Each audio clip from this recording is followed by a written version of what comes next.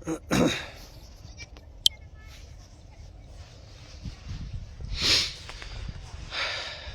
राम भाई, सभी भाइयों को। भाई जो बात है वो कुछ इस प्रकार है। आज की जो चर्चा है, जो मैं आपके साथ आपके समक्ष जो बात करने का प्रयास कर रहा हूँ। भाई आज एक भाई से बात हुई, वो कह रहा है कि अभी काम नहीं चलता, किसी फैक्ट्री में काम देखना पड़ेगा, और वो फैक्ट्री में गया, वहां पर भी काम नहीं है। इसका जो विशेष कारण है वो जानने की जरूरत है सभी साथियों को, सभी लोगों को। जो इसका विशेष कारण रहा वो रहा एक झूठी महामारी जो इस देश में ला करके थोप दी गई। उसके बाद जो ताबड़तोड़ बर्बादी हुई लोगों की, छोटे छोटे फैक्ट्रियां हमने खुद देखा है। हमारे इधर आसपास में जो छोटी फैक्ट्रियां थी वो बर्बाद हो गई, और छोटे छोटे उद्योग धंधे वो बर्बाद हो गए। मतलब ऐसे लोगों को दिहाड़ी करने की जरूरत पड़ गई है, ऐसे लोगों को लोन या कर्ज लेने की जरूरत पड़ गई है, जो 2020 से पहले किसी न किसी को किसी न किसी रूप में हेल्प किया करते थे। 1-1 लाख रुपए की मदद करने वाले लोग आज दिहाड़ी पर उतर आए हैं। इसका जो कारण है वो सिर्फ और सिर्फ महामारी है, जिसके कारण लोग बर्बाद हो गए हैं। आर्थिक रूप से बिल्कुल तंगी हो गई है। और जहां तक मैं समझता हूं कि वो महामारी जो लेकर के आए थे, झूठी महामारी जिसको झरोना का नाम दिया गया था, वो इसीलिए लेकर के आए थे कि आप लोगों को बर्बाद किया जाए। और ये बात कहां तक सही है और कहां तक नहीं, ये आपको खुद तय करना होगा। मेरे हिसाब से तो ऐसा बिल्कुल नहीं होना चाहिए। 2020 के बाद कुछ लोग, चंद लोग, गिने चुने लोग, और उनमें से प्रथम जो लोग हैं जिनको सिर्फ और सिर्फ लाभ मिला है, वो बर्बाद नहीं हुए। उनकी इकोनॉमिक ढांचा जो वो बड़ा है, वो अमीर से अमीर होते गए हैं। उनको फैक्ट्रियां, जी हाँ, जो सीमेंट की फैक्ट्रियां थी वो सब की सब अपने नाम करवा चुके हैं। खाने की जो जैसे कुछ तेल आया करते थे, रिफाइंड ऑयल आया करते थे, वो उनके नाम हो गए हैं। उनके नाम से साइलोज बन चुके हैं, उनके नाम से रेल बन चुकी है, उनके नाम से एयरपोर्ट बन चुके हैं, उनके नाम से बस गाड़ियां बन चुकी हैं, उनके नाम से हर चीज वो बन चुकी है जो पब्लिक के लिए बनी थी। और वो पब्लिक को सुविधा किस रूप में देंगे वो आप तय कर लीजिए। क्योंकि अभी पीछे हमने एक किसान से भी बात की थी, उसने कहा कि एक जिंक का पैकेट आता है, जो खेत में दवाई डालने वाली जिंक होती है, वो 300 रुपए की है, और यूरिया का कट्टा है 250 रुपए का। 260 रुपए, 70 रुपए, ऐसा मतलब उस वक्त में बढ़ा चढ़ा करके रेट दे रहे थे। और वो बोल रहे थे कि यूरिया तब मिलेगा जब आप जिंक खरीदोगे।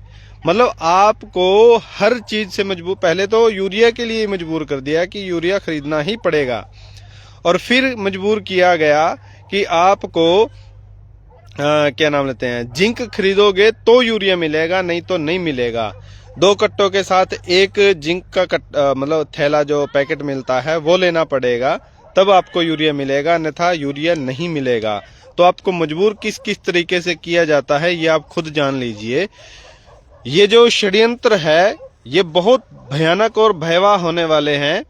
आने वाले समय में हम लोगों को सांस लेने के भी पैसे देने पड़ेंगे, ये आप सोच लीजिए, जान लीजिए।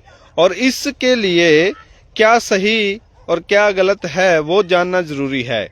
और आप किस तरीके से समाज के इस काम को आगे बढ़ा सकते हैं, मतलब कि उसके हित के लिए कैसे बढ़ा सकते हैं, समाज के हितों की पालना कैसे कर सकते हैं, समाज को आगे कैसे ले जाया जा सकता है, इन कुरीतियों से कैसे दूर किया जा सकता है, ऐसी गुलामी से कैसे इसको बचाया जा सकता है, इसके लिए जनता सरकार मोर्चा निरंतर ट्रेनिंग करता रहता है, जिसको सामाजिक सत्संग कहते हैं। और अभी पहले ट्रेनिंग के नाम से किया जाता था, अभी सामाजिक सत्संग के नाम से किया जा रहा है, और वो निरंतर करता जा रहा है। अभी हाल फिलहाल में अपना क्या कहते हैं, चरखी दादरी में एक गांव है, वहां पर ये ट्रेनिंग चल रही है। और वहां पर आने के लिए आप आमंत्रित हैं, जो साथी इस काम में शामिल होना चाहते हैं, इस काम को जानना चाहते हैं, जो लोग इस क्रांति की समय में आगे बढ़ करके अपना साथ देना चाहते हैं, किसी भी प्रकार से अपना योगदान देना चाहते हैं, वो आ सकते हैं। तो मैं जो मेन पॉइंट पे आता हूं कि कुछ लोगों को ही लाभ मिले, ऐसा कैसे संभव है? ये तो किसी योजना का हिस्सा है और बहुत बड़ी योजना का हिस्सा है कि 2 लोगों को, 4 लोगों को, 10 लोगों को ही लाभ मिले, बाकी पूरा का पूरा समाज बर्बाद हो जाए।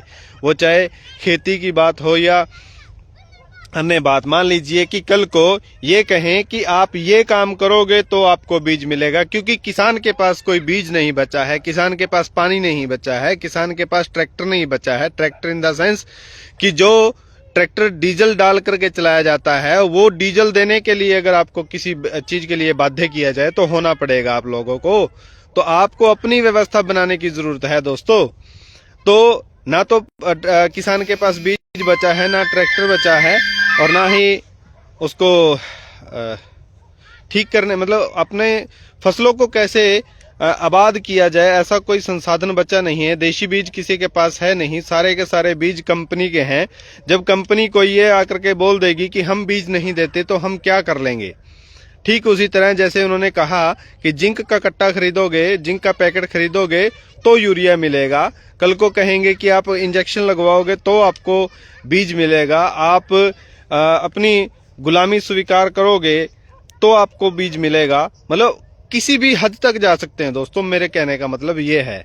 तो इस काम को, इस जो बर्बादी का दौर चल रहा है, इसको ठीक कैसे किया जा सकता है, इसके ऊपर सोचने की आवश्यकता है उन जागरूक लोगों को जो इस समाज को समय समय पर आकर के दिशा देने का काम करते रहे हैं। हम सहायक हो सकते हैं उन लोगों के, उन हुतात्माओं के, जिन लोगों ने इस कार्य को शुरू किया था, जिन लोगों ने, भाई राजीव दीक्षित जैसे लोगों ने अपने जान बलिदान कर दी इस देश की आज़ादी के लिए और देश के लिए, देश के लोगों के लिए, ताकि वो स्वदेशी की पालना कर सकें और अपने देश को पहचान सके, अपने आप को पहचान सके। जब उन्होंने ये काम शुरू किया था, मुझे नहीं लगता कि तब कोई आयुर्वेद को जानता भी होगा। आज के टाइम में हर एक व्यक्ति आयुर्वेद के बारे में कुछ ना कुछ जानता है और कुछ ना कुछ करता रहता है। और चलिए दोस्तों, हम सब मिल करके इस सफ़र को तय करते हैं और इस सफ़र में एक दूसरे के हम सफ़र बनते हैं। चलिए आइए मिलते हैं 23 जनवरी 2026